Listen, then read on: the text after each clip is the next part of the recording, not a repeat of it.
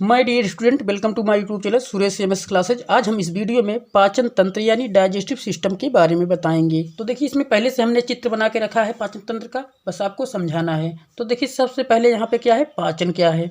तो पाचन क्या है, इसकी परिभाषा समझ लेते हैं। शरीर द्वारा अविलेय भोज्य पदार्थों को भौतिक एवं रासायनिक क्रियाओं द्वारा विलेय भोज्य पदार्थों में बदलने की क्रिया को पाचन कहते हैं। तो शरीर द्वारा अविलेय भोज्य पदार्थ क्या है? अविलेय भोज्य पदार्थ जो भोजन हम ग्रहण करते हैं वो अविलेय भोज्य पदार्थ होता है, और बाद में जो है विलेय भोज्य पदार्थों में वह बदल जाता है।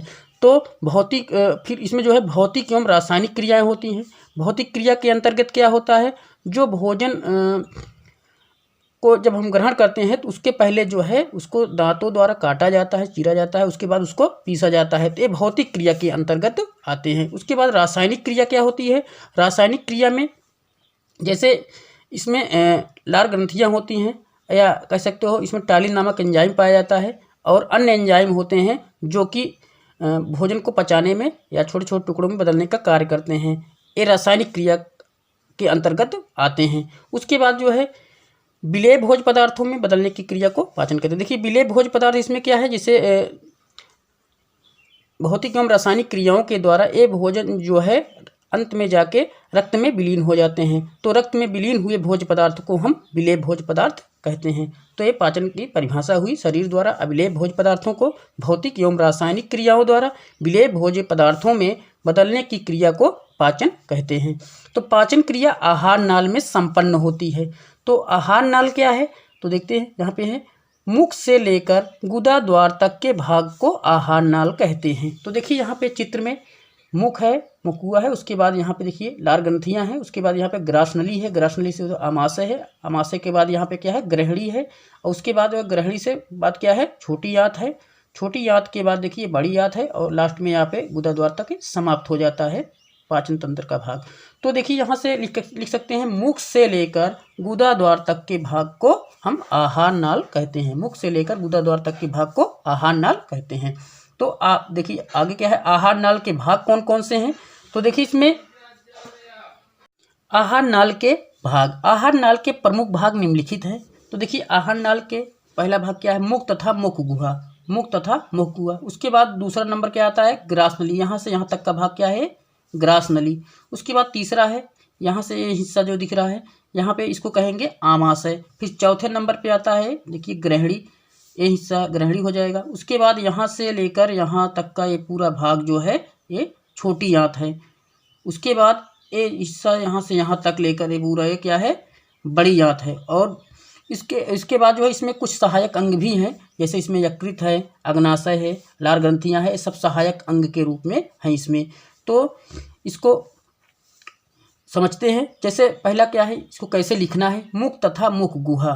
तो इसके बारे में हम आपको आगे बताते हैं। मुख तथा मुख गुहा, ग्रासनली, आमाशय, ग्रहणी, छोटी आंत, बड़ी आंत, इसके बारे में देखिए पहले से समझ लीजिए थोड़ा थोड़ा करके। जैसे भोजन जो है सबसे पहले जाता है मुख में, मुख में जाने के बाद जो है एक ग्रासनली में जाता है, और ग्रासनली से होता हुआ आमाशय में पहुंचता है, और आमाशय से ग्रहणी में जाता है, और ग्रहणी से होता हुआ छोटी आंत में पहुँचता है, और छोटी आंत में पाचन क्रिया पूर्ण रूप से समाप्त हो जाती है। उसके बाद यहाँ पे बड़ी आंत में जो कुछ पदार्थ बचते हैं जाता है, उसके बाद बड़ी आंत से होता हुआ ये गुदा द्वारा बाहर निकाल दिया जाता है।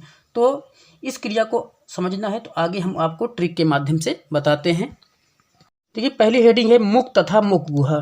तो देखिए, इसमें आपको हमने ट्रिक के माध्यम से बताया है, जिससे आप आसानी से परीक्षा में लिख सकें। देखिए, मुख के अंदर जो है लार ग्रंथियाँ होती हैं, और इस लार ग्रंथि में जो है लार रस स्रावित होता है, और लार रस में क्या होता है, टाइलिन नामक एंजाइम होता है, और जल होता है।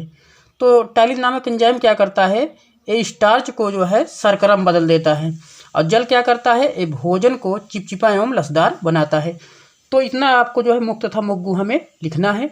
तो देखिए, जैसे हम एक बार समझ लेते हैं। जैसे मुख के अंदर भोजन ग्रहण करते हैं तो देखिए चिपचिपा एवं लसदार बन जाता है। इसका कारण क्या है, जल है, जल के कारण जो है ऐसा होता है। उसके बाद दूसरा हेडिंग क्या है, ग्रासनली। ये हिस्सा जो है यहाँ से यहाँ तक का क्या है, ग्रासनली। तो ग्रासनली में क्या है, क्या होता है, इसमें कोई पाचन क्रिया नहीं होती, लेकिन इसी की दीवारों पर जो है श्लेष्म होते हैं। और श्लेष्म क्या होता है, श्लेष्म जो है भोजन को चिकना एवं लसदार बनाता है, और उसके बाद जो है इसमें क्रमाकुंचन गति होती है। क्रमाकुंचन गति के कारण जो है क्या होता है, इसमें भोजन को जो है आगे की ओर खिसकने में मदद करता है। उसके बाद तीसरा है आमाशय। तो अब यहाँ पे क्या है, आमाशय। तो ग्रास नली से होता हुआ भोजन कहाँ पहुँचता है, आमाशय में पहुँचता है। तो आमाशय में क्या लिखेंगे, ग्रास नली से होता हुआ भोजन आमाशय में पहुँचता है। तो आमाशय की दीवारों में जठर ग्रंथियाँ होती हैं।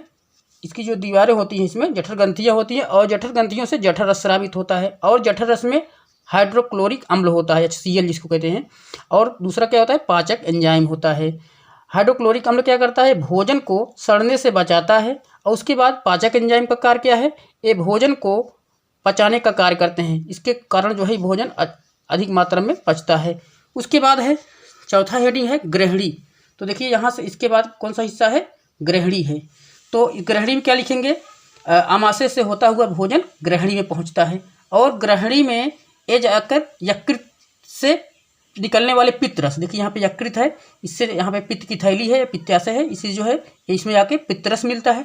और अग्नाशय से निकलने वाला अग्नाशयी रस, ये अग्नाशय है, अग्नाशय से इसमें जाके अग्नाशयी रस आके इसमें मिलता है ग्रहणी में। और ग्रहणी में जो पित्त रस होता है ये वसा का पाचन करता है। उसके बाद जो है अग्नाशयी रस क्या करता है, इसमें कई प्रकार के पाचक एंजाइम होते हैं जो अन्य भोज्य पदार्थों को पचाने का कार्य करते हैं। ये जो पाचक एंजाइम इसमें पाए जाते हैं ये अन्य भोज्य पदार्थों को पचाने का कार्य करते हैं।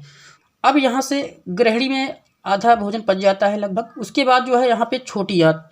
तो छोटी आंत देखते हैं इसमें, छोटी आंत। तो छोटी आंत में क्या होता है, अधपचा भोजन जो है छोटी आंत में पहुँचता है और छोटी आंत में क्या होता है, इसकी दीवारों पर आंत रस स्रावित होता है और आंत रस में जो है क्या होता है, बहुत से पाचक एंजाइम होते हैं। ये भोजन को भोज्य पदार्थों का पूर्ण पाचन करते हैं, भोज्य पदार्थों का पूर्ण पाचन करते हैं और यहीं पे पाचन क्रिया छोटी आंत में क्या होती है, समाप्त हो जाए। बड़ी आंत, बड़ी आंत में कैसे लिखेंगे, तो छोटी आंत से जो अपशिष्ट पदार्थ तथा जल बचते हैं, मतलब उसमें जल तथा अपशिष्ट पदार्थ बचते हैं और वो जल तथा अपशिष्ट पदार्थ जो है बड़ी आंत में चले जाते हैं और बड़ी आंत के माध्यम से जो है ये देखिए मलाशय में पहुंचता है, ये मलाशय है। और उसके बाद मलाशय से गुदा द्वार में पहुंचता है, गुदा द्वार है। और उसके बाद इसके द्वारा ये बाहर निकाल दिए जाते हैं। तो में भोज्य पदार्थ यकृत कोशिकाओं के माध्यम से रक्त में विलीन हो जाता है। इस तरह से यहाँ पर पाचन क्रिया समाप्त हो जाती है। तो आपको हमारा वीडियो कैसा लगा, अगर अच्छा लगा हो प्लीज़ हमारे वीडियो को लाइक कर दीजिएगा, शेयर कर दीजिएगा। अगर हमारे चैनल पे आप नए हैं तो हमारे चैनल को प्लीज़ सब्सक्राइब कर दीजिएगा। धन्यवाद।